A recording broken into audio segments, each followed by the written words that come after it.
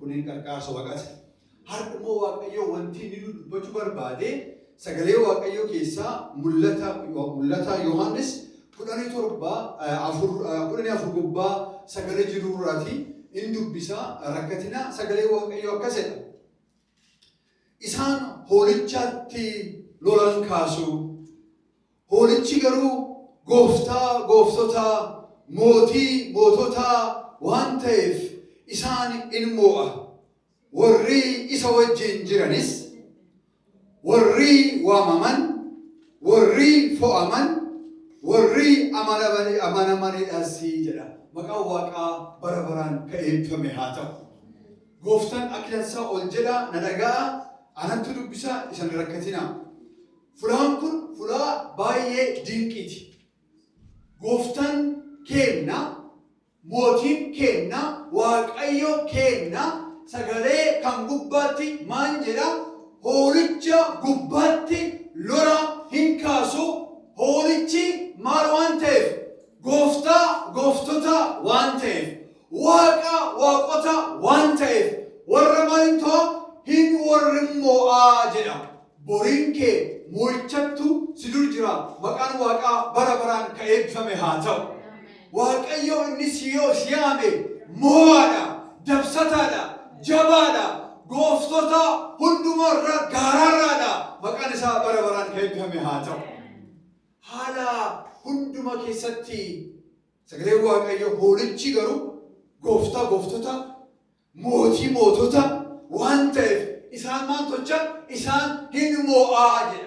Akkas qofaan jedhu yeroo immoo gooftaan gooftota mo'aan kun mo'u isa wajjin immoo warra mo'utu jira jedha. Warra inni dhiiga isaa qulqulluun bite, warra inni waame, warra inni fo'ate, warra isaaf amanamaa ta'an kanatti isa wajjin maal ta'uu deemu mo'uu deemuu jedha. Maqaan isaa bara baraan eebbifame haa ta'u. Haleluuyaa. Galgal boo'icha eegite dureen keen moo'icha. Haleluuyaa. Har'i gargara eegite boriin keen moo'icha. Haleluuyaa. Maqaan Waaqaa bara baraan eebbifame haa ta'u. Diitiroonomii 10 gubbaa seer keessa deebii gubbaa waan Waaqayyo guddaa eegi dubbatu akkasii Waaqayyoon irratti inni Waaqayyoodha gooftaa gooftotaatii jedha. Haleluuyaa. Waaqayyo keenya gooftaa gooftotaati. Mee nuti iftinu gooftaa gooftotaati Waaqaa waaqotaati jedha. Gooftaa gooftotaati Waaqaa waaqotaati. Haleluuyaa. Yesus gooftaan gooftota kuni anaaf isaniif jedhee ulfinni isaa waaqummaa isaa abbummaa isaa ulfin guddaa dhiisee yeroo inni gabbu'ee akka nama abaaramee masqal gubbaatti du'ee du'a dabsatee ka'e. Bartootii gooftaa Yesuus Kiristoos waa'ee isaa eegi dubbatan akkas jedhan. Yesuus kana yeroo beektaa Phexros gubii waaqa dur dhaabatee afur qulqulluun guutamee waan gooftaa Yesuus Kiristoos dubbatu kalee boo'icha waan tureef kalee sodaa waan tureef har'a immoo sodaan sun darbee jechi Waaqayyo jedhe dhugaa ta'ee jechi gooftaan jedhe in sodaatina anoo deemee saniif jira yoo saniif deeme iddoo sanaaf qopheessa hin sodaatina guyyaa saniin booda an dabarfame kennama hin dhaanama hin ijjeefama garuu du'a dabsadhee hin ka'a hin mo'a jedhu sun dhugaa ta'ee arguusaa eegee hubatan.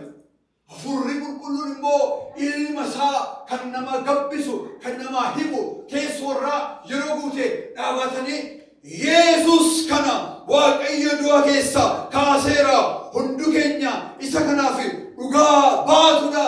Daawit garbichi Waaqayyo Daawit hojjetaan Waaqayyo waa'ee gooftaan goofticha maan jedhe agarimi diina kee hundumaa miila kan kee jalatti siif kaa'u mirga kiyya taa'i jedheenii jedhaa jedha sagalee Waaqayyo. Gooftaa kan Waaqayyo gooftaa fi masii tochee jedha. ይህን ኢየሱስን እግዚአብሔር ጌታና የተቀባ መሲህ አደረገው ይላል ሰገሌ Waaqayyo. ይህን ኢየሱስን ትናንት በውርደት የተገለጠው ኢየሱስ ዛሬ ደግሞ በአባቱ ቀኝ በክብር ቁጭ ብሏል። የአምላካችን የእግዚአብሔር ስም ብሩክ ይሁን።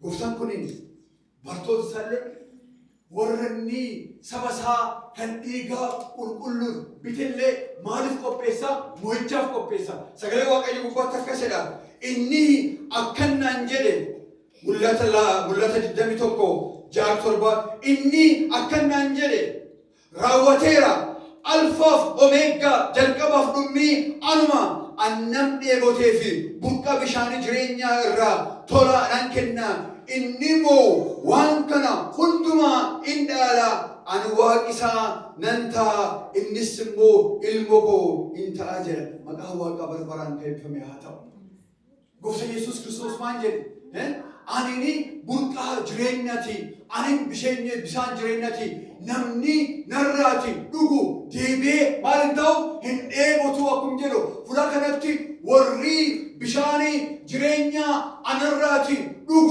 ነወጂን ማልተው ደሙ ሞኡ ደሙ አንደብሰዴራ ራወቴራ ኢሊማን ኬሰን ራወቴራ ጋርገል ኬሰን ራወቴራ አኒን ጎፍቶታቲ አኒን አልፋዳ አኖሜጋዳ አንጅራታዳ ደብሰዴራ ሞሄራ ጀ መቃዋ ቀበረ በረን ከይፈም ያታው ራወታ ሜራ ጀ በሪ ጋርገሊ ራወቱ ጅራ ቦለስኪ በሪ ጋርገሊ ራወቴ ኡልፍኒ ዋቀዮ እኒ ጆኔሳ ቆጴሴ ኡንፈኑ አርገኑ ፈጎ እንጂሩ መቃን ዋቃ በረበራን ከይፈም ያታው ሃሌሉያ ዮዮ ፍራከን ላርዱ ተቀቡባት ወሪ ኢስወጂን ሞኤ ወሪ ኢስወጂን ቱሬ ጀዳ አሜን ዋምቻ ጩፋ ጫሉ ከንጎፍታ ኢየሱስ ክርስቶስ ኑፍቶቼ ማኒ ኤጊጅኔ ጎፍታኒ ገረማንተን ተጃጅላ ድንቂቲ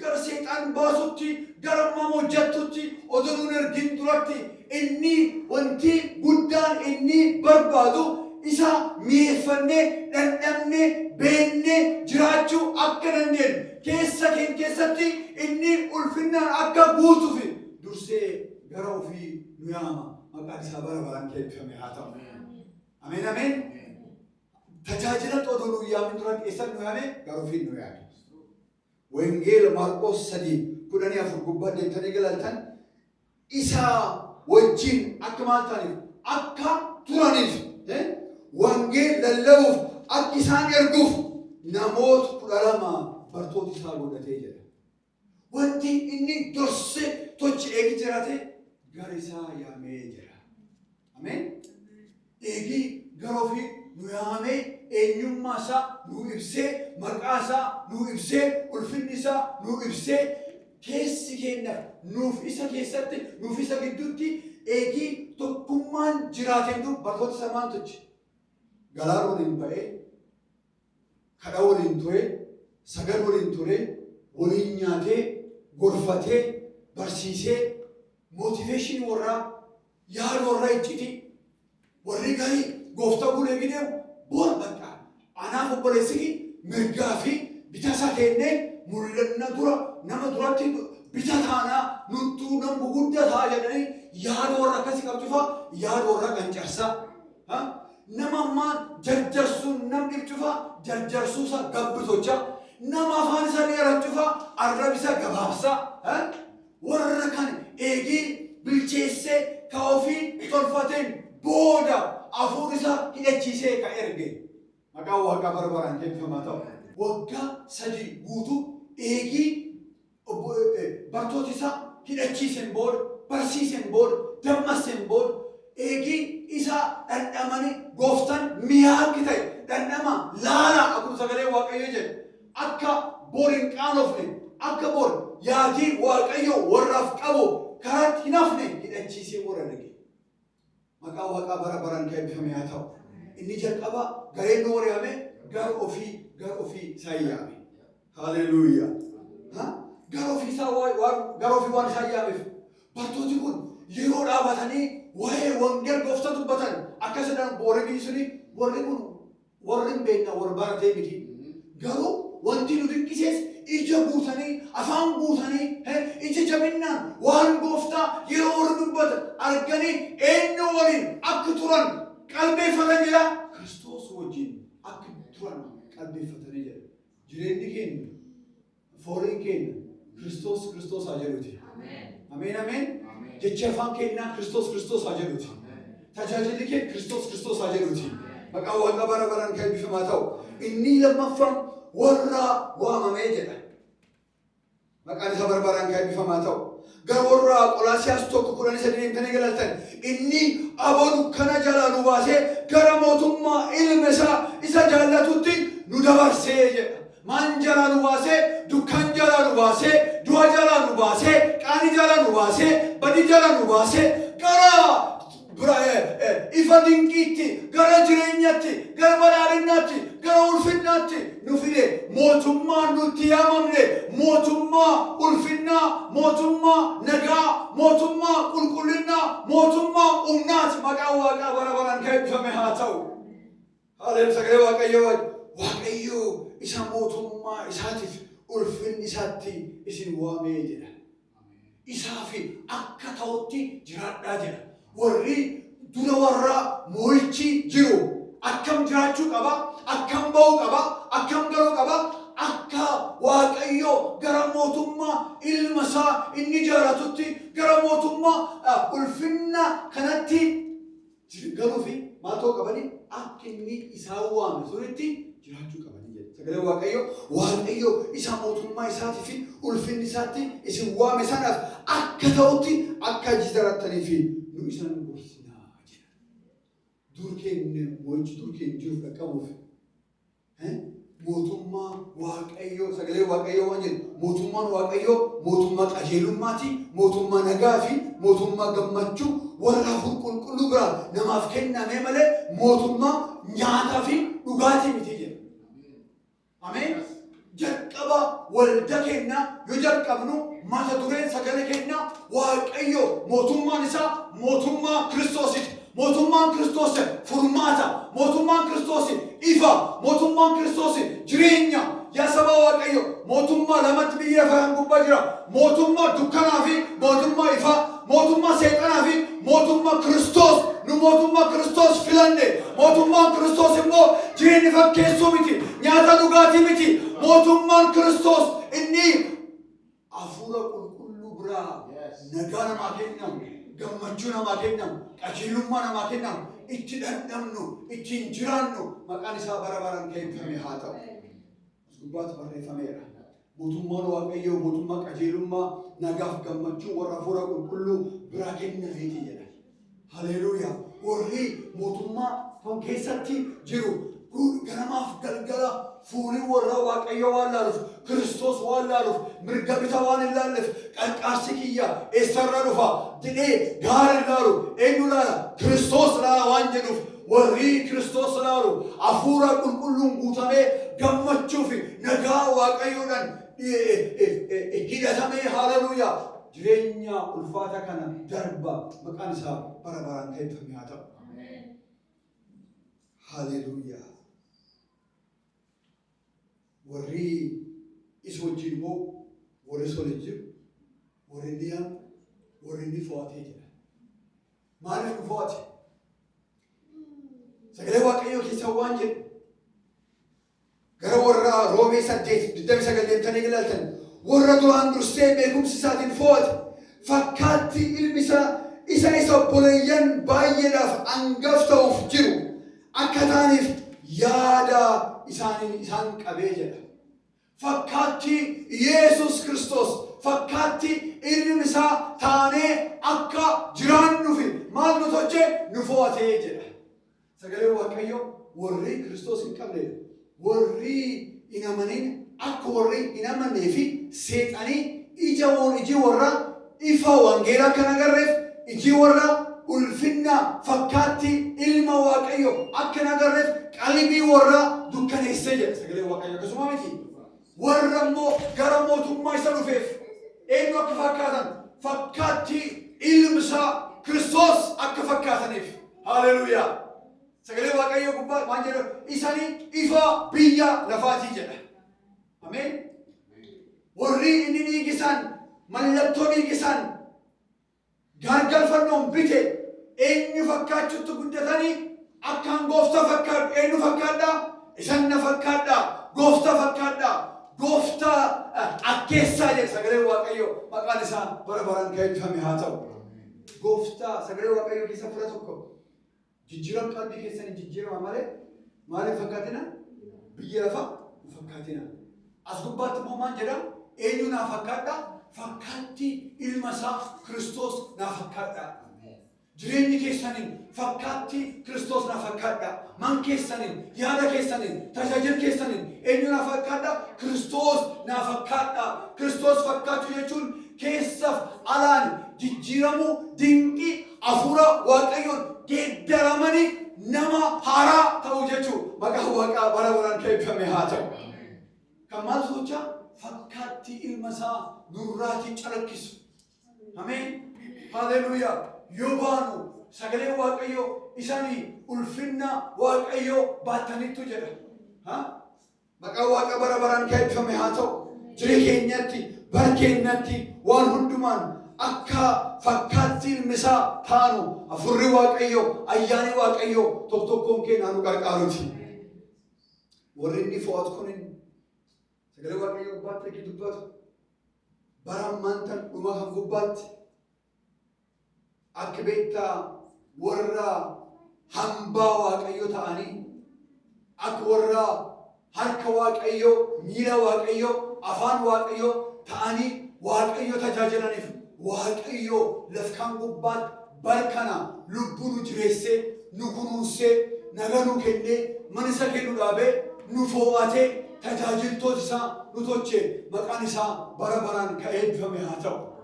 Tajaajilli keenya tajaajillu fedha keenyaan arganna nu taatiin tajaajilu Waaqayyoo bara kan keessatti dhaloota kan keessatti inni fo'atee nu qopheesse ulfinni guddinni isaaf haa ta'u.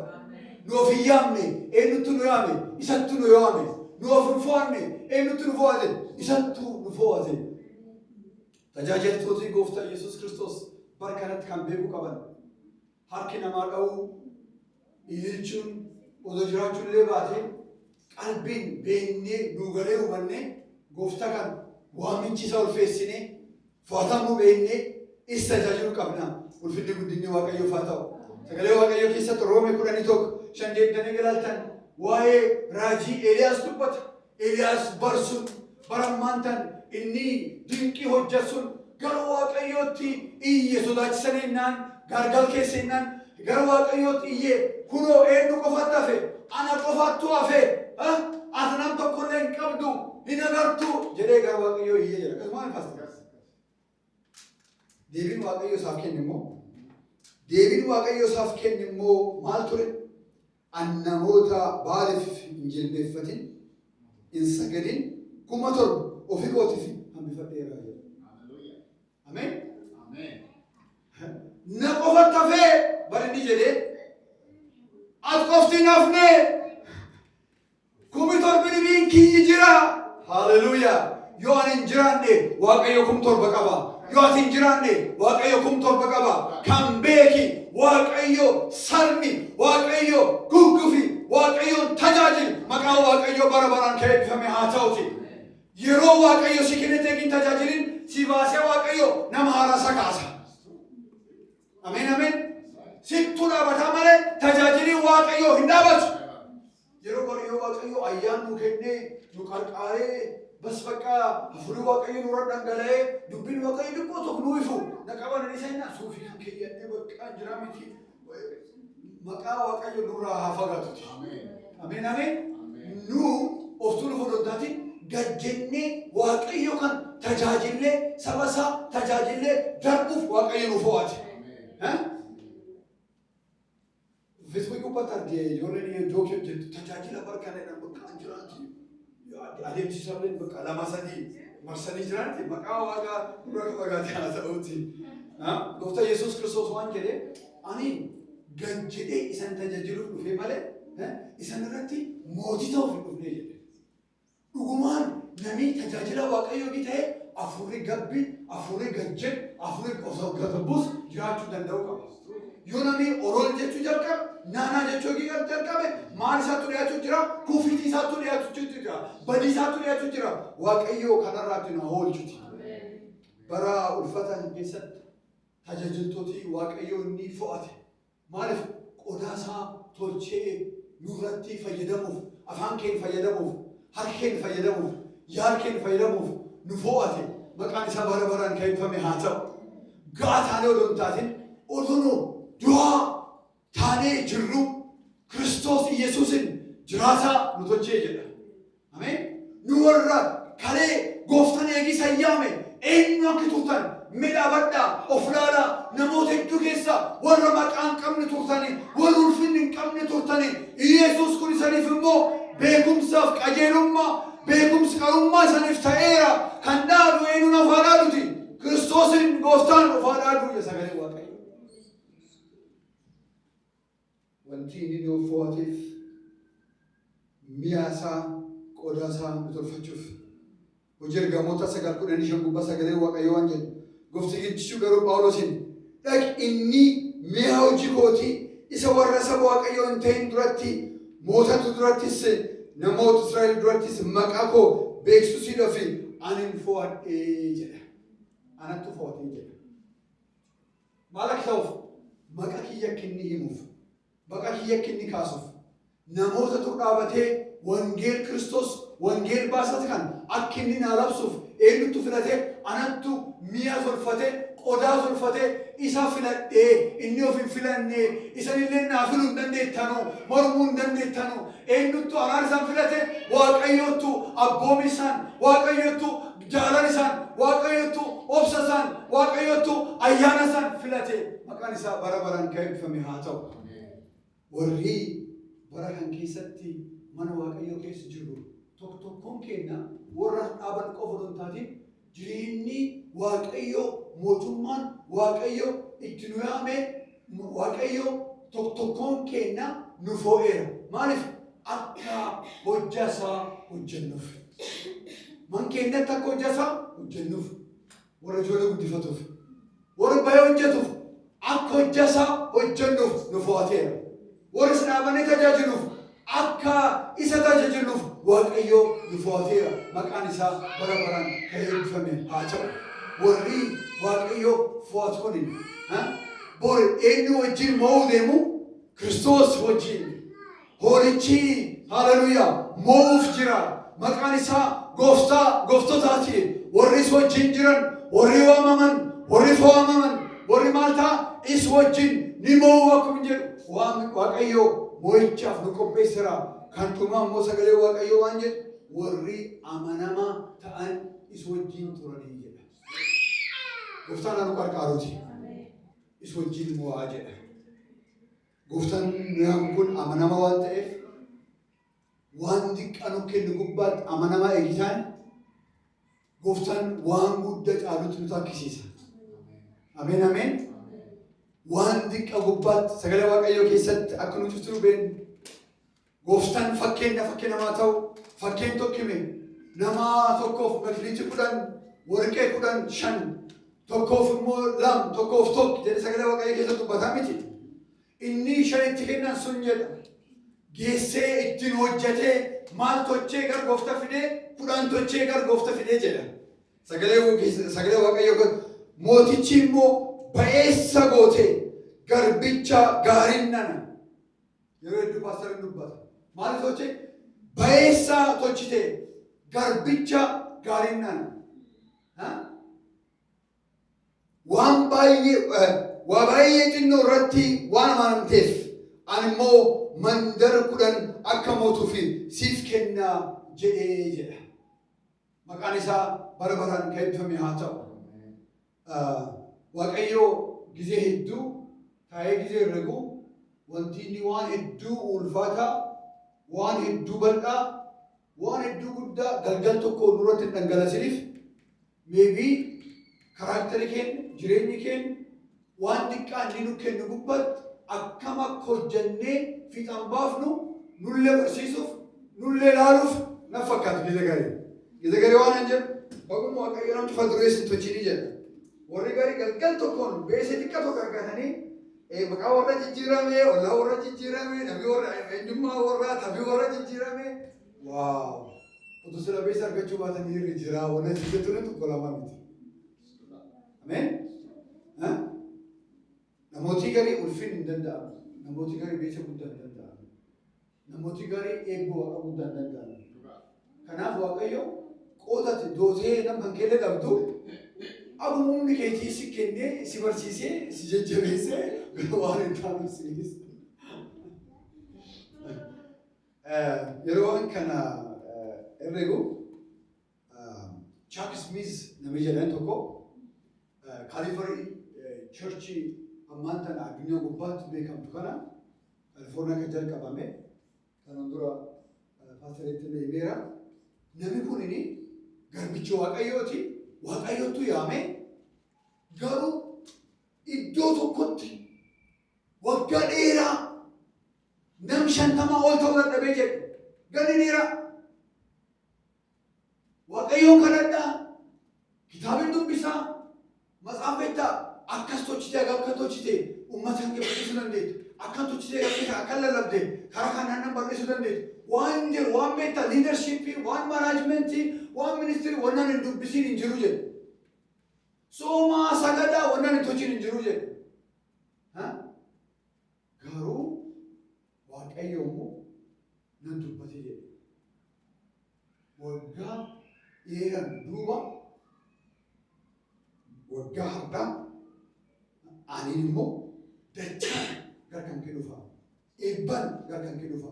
Maal jennaan namni xiqqaa ansii kennu gubbaatti amanama waan taateef angalgal tokkoon seenaa kan kee jijjiiraa naan jedhee jedhe. Kulleen hin jira jedhee jedhe. Otoo an arguu jiru ganni tokko donguuti nam 200, nam 600, nam 1,000 addaraashii guddaa fudhannee 10,000 ol taanee jedhe. Har'a Calvary Churchiin magaalaa kan hin jirtu lafi hin jirre hin jiru. Magaalaa kanatti illee waldaa akkuma guddaa tokko jalqabii waldaa kanaa hundinuu amanamummaa nama diqqaa gidduutti tajaajilan Waaqayyo tolche. Maqaa Waaqaa bara baraan kan eebbifame haa ta'uti. Waan Waaqayyo isiniif kenne jabeessa amanamaa ta'a. Man keessaniif amanamaa ta'a. Ijoollee keessaniif, bultii keessaniif, tajaajila keessaniif amanamaa ta'a. Maan jennaan Waaqayyo inni mo'an abdii guddaa nuuf kenneera.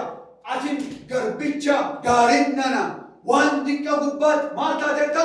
Amanamaa taateetta. Namatti na argin jedhina, namatti arginaadhaa hin jedhina, Waaqayyo jiraataan si arga. Ameen. Tajaajilman kan keetti teenyu si arga, Waaqayyo si arga. Tajaajila hojjaa keetti teenyu si arga, Waaqayyo si arga. Tajaajilman Waaqayyo teenyu si arga, Waaqayyo si arga. Dadhabbinni kee, gargar kee, boogooman kee, eenyutu si lakkaa, danfaman kee, eenyutu si lakkaa, Waaqa hin jijjiiramne. Waaqa ijisaa gara ijoollee isaa laalu. Waaqa amanama ta'e inni sayyaa maali? Amanama. Waan diqqaa gubbaatti eegee amanama taane buru Waaqayyo biyya lafa nu dhaalchisa. Buru Waaqayyo waan bal'aan nu geessa. Buru Waaqayyo hojja harkeenya diqqa kana hin guddisa. Yoo maan ta'an Yoosef amanama taane. Haleluuyaa. Maqaan Waaqaa bara baraan kan eebbifame haa ta'u. Sagaleen Waaqayyoo kan guyyaa har'aa inni nu dubbate isaan horicha lolen kaasu horichi garuu gooftaa gooftotaa mootii moototaa waan ta'eef isaaniin mo'a. Warri isa wajjin jiranis warri waamaman warri foo'aman warri amanamanis jedhee sagaleen Waaqayyoo dubbata. Maqaan Waaqaa bara baraan kan eebbifame haa ta'u. Warri Waaqayyoo yaame warri Waaqayyoo foo'e warri isaaf amanama ta'an Waaqayyo duroorraa maal qopheesseera? Moo'icha qopheesseera. Milkiin nan dhaabannee Waaqayyo kadhanna maqaan isaa bara baraan eebbifame haa ta'u.